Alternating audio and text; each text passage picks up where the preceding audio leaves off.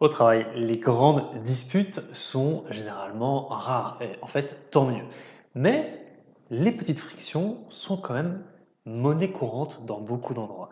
Et c'est un peu logique parce qu'en entreprise, on se retrouve avec des personnes qui ont des caractères différents des nôtres, peut-être même des valeurs un peu différentes des nôtres, et il est facile de voir un peu dans les actions des autres des choses qui peuvent nous gêner, qui peuvent nous irriter ou même nous faire peur. Un collègue qui arrive toujours un poil en retard, ou un autre qui est beaucoup plus organisé, beaucoup plus structuré, parfois un petit peu à l'extrême. Enfin, voilà. Il peut y avoir des tas de choses qui nous énervent un petit peu chez les autres, et c'est ce que j'appelle vraiment les petites frictions. Et alors, le fait de ces petites frictions, c'est que de une, elles arrivent généralement assez souvent, à mesure qu'on côtoie un petit peu les gens, et puis de deux, elles semblent souvent pas très graves, ce qui fait qu'on les laisse un peu filer. On laisse les choses aller, bon bah oui, il est toujours un petit peu ronchon, bon c'est pas très grave, lui, il est toujours un petit peu surexcité, ou elle, elle est vraiment trop accro aux règles, enfin voilà. On va avoir des petites choses comme ça, mais c'est des petites actions et on se dit c'est pas si grave finalement. Alors le problème, c'est que à chaque fois qu'il y a une petite friction qui arrive, un micro désaccord, et qu'on laisse ce micro désaccord un peu filer, en fait ça va s'accumuler un peu comme une espèce de, comme si voilà, on avait une hotte et on prend un truc, on met dans la hotte, on met dans la hotte, et puis au bout d'un moment, la hotte devient quand même un petit peu lourde.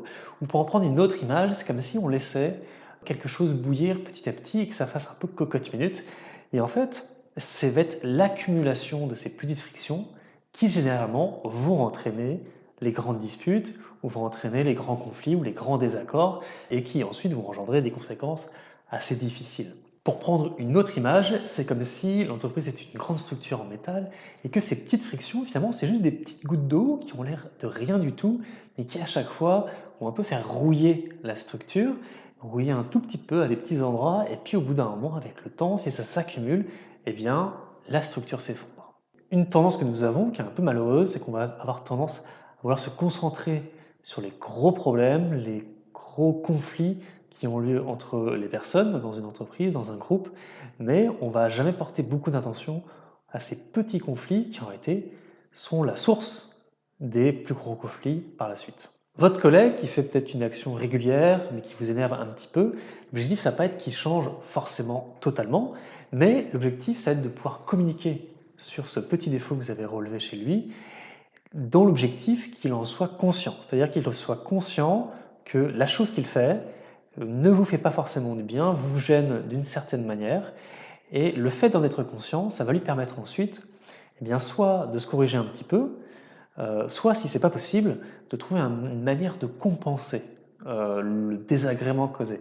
Ça, c'est un truc qui est intéressant, c'est qu'au lieu de toujours vouloir que les frictions disparaissent, ça peut être intéressant de se dire ces frictions, elles ne disparaîtront pas forcément. Voilà, il y a vraiment des valeurs qui sont trop différentes, des caractères qui sont trop différents.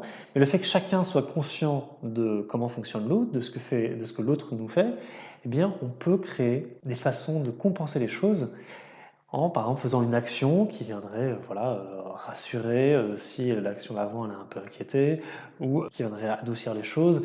Voilà, écoute, désolé pour tout à l'heure, ou tiens, je te fais une petite blague sympa tous les jours parce que généralement je suis un peu froid le matin quand j'arrive, donc je me rattrape un peu l'après-midi. Enfin voilà, il y a des choses comme ça qu'on peut trouver pour compenser, on va dire, les petites frictions qui arrivent. Alors évidemment, ça peut être un petit peu gênant de parler de ces petites frictions. On se dit, mais il y a des choses plus sérieuses à parler. Ces petits détails-là, finalement, c'est pas si grave.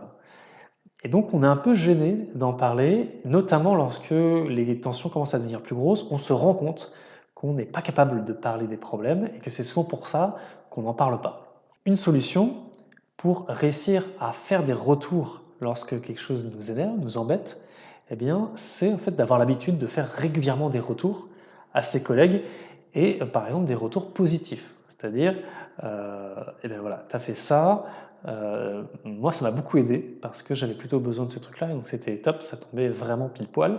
Et donc le fait de faire souvent des retours à ses collègues, ça fait que le jour où il arrive vraiment une friction qui est vraiment très désagréable, on sera capable d'en parler à son collègue parce qu'on a l'habitude de lui faire des retours. Voilà.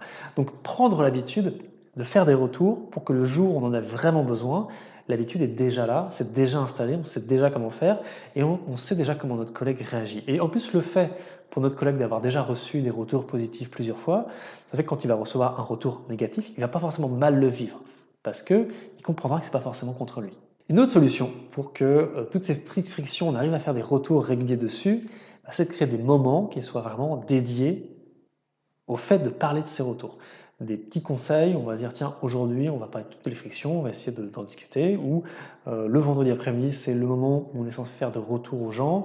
Voilà, on peut créer des espèces de petits rituels où on parlera, on fera des retours, ça va nous donner l'habitude de faire ces retours et ça va enlever la gêne qu'on peut avoir lorsqu'on doit faire un retour pour quelque chose qui nous gêne vraiment.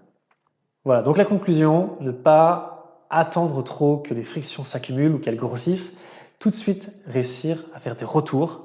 Et pour ça, c'est bien d'avoir déjà installé cette habitude de faire des retours en le faisant régulièrement à travers des retours positifs et des retours négatifs.